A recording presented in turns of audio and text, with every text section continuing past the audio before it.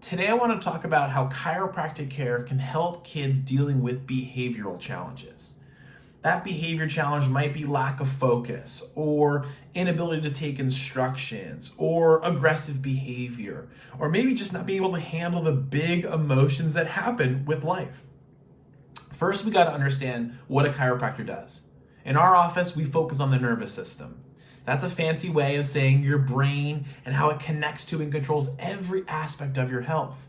And the job of the nervous system is to allow your body to adapt to stress as it comes at us from all different angles. Now, we have stress at all stages of life, from infancy through adulthood. The stress might shift, but ultimately it's always going to be there. Stress comes in physical types, mental types, chemical types, and we usually have all three of them coming at us from every angle.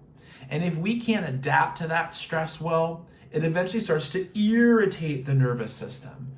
And then the body can't adapt as well as it used to be able to. And then that can contribute to why we might not be able to handle the bigness of a moment. So with behavioral challenges, we really want to look at two different branches of the nervous system: the fight or flight mechanism and the rest and digest mechanism.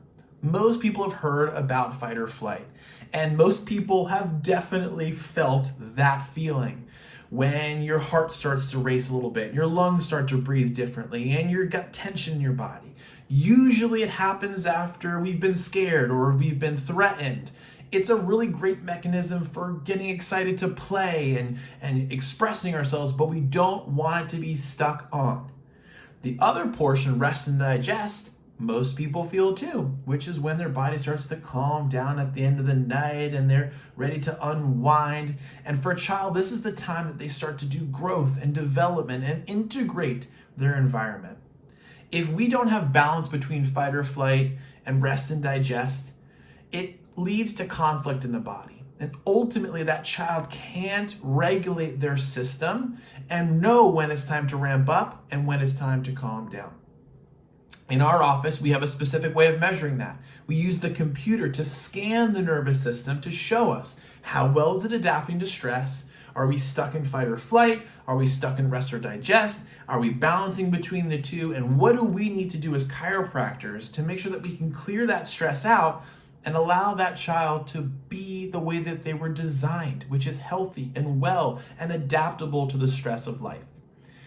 I know this is a really, really complex topic. So if you have questions, when you have questions, reach out and we'll chat about them.